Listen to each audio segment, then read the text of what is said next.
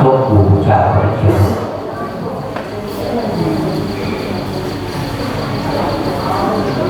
ลำดับต่อไปขอเรียนเชิญคุณสุเนศใจธรรมจุดธูปเทียนที่หน้าตู้พระธรรม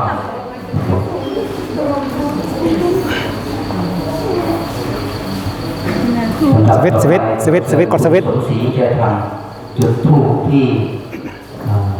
หน้ารูปพระด้านนอกครับเชิญครับ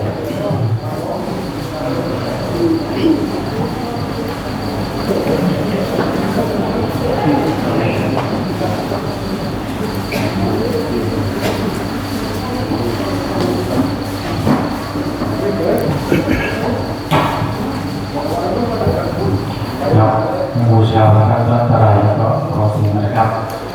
มาพร้อมกันอิมินาสการเรนะ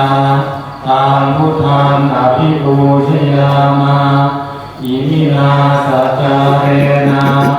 ตังธัมมังอภิปูชยามาอิมินาสการเรนะตังสังฆังอภิปูชยามาอะระหังสัมมาสัมพุทโธภควาพุทธังภควันตังอภิวาเทมิสวากขาโตภควตาธัมโมธัมมังนัมมัสสามิสุปฏิปันโนภควโตสาวกสังโฆสังฆังนะมามิ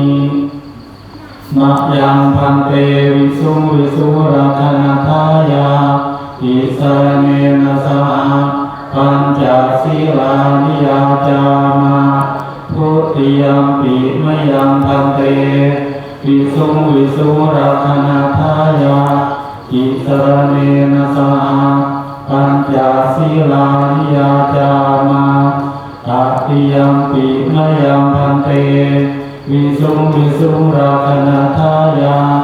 อิสรเนนะสหปัญจศีลานิยาจามานะโมตัสสะภะคะวะโต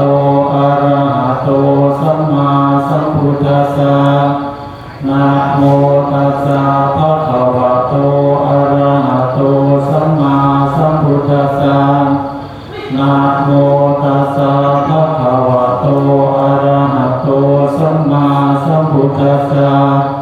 ขอความนอบน้อมจงมีแด่พระผู้มีพระภาคอรหันตสัมมาสัมพุทธพระองค์นั้นปฐามังปิพุทธังสรณังคัจฉามาพวกเราระลึกถึงความรู้แม้ครั้งที่หนึ่งปฐามังปิธัมมังสรณังคัจฉามาพวกเราระลึกถึงธรรมแม้ครั้งที่หนึ่งปฐามังปิสังฆังสรณังคัจฉามาพวกเราระลึกถึงสงฆ์แม้ครั้งที่หนึ่ง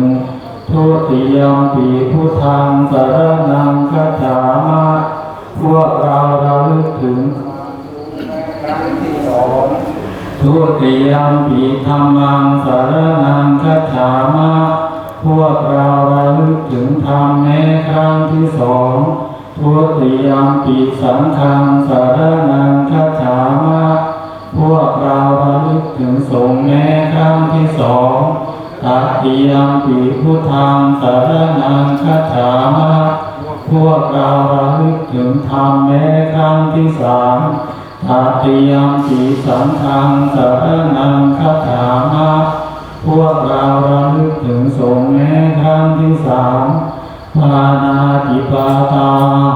เวรมณีสิกขาปะทังสมาธิยามะพวกเราจะไม่ฆ่าสัตว์อาทินนาทานาเวรมณีสิกขาปะทังสมาธิยามะพวกเราจะไม่ลักขโมยกาเมสุมิจฉาจาราเวรมณีสิกขาปะทังสมาธิยามะ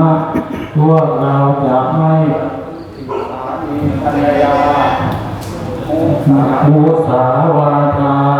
เวรมณีสิกขาปะทังสมาธิยามะพวกเราจะไม่โกหกหลอกลวงสุราเมรยมัชฌปมาทฐานา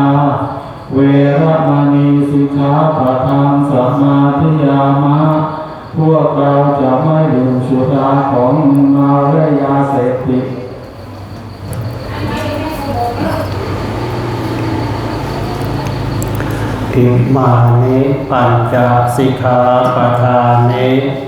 บทที่ต้องศึกษา5เหล่านี้สีเลนะสุขติยันติคนทั้งหลายจะถึงสุขติได้ก็เพราะศีล สาธุ สีเลนะโภคสัมปทาจะถึงพร้อมด้วยทรัพย์สมบัติได้ก็เพราะศีล สาธุ สีเลนะนิพุติยันติจะถึงความสงบร่มเย็นได้ก็เพราะศีลตัสสมาสีลังวิโสทะเยเพราะฉะนั้นบุคคลควรชำระศีลให้หมดจด สาธุพรหมาจัตุคาธิปติสามปฏิอัตัญชลีอันติวรังยาธาธาสัมพิทาสัพพะปราชคาชาติกาเทเสตุธรรมังอนุกรรมพิมังปะชัง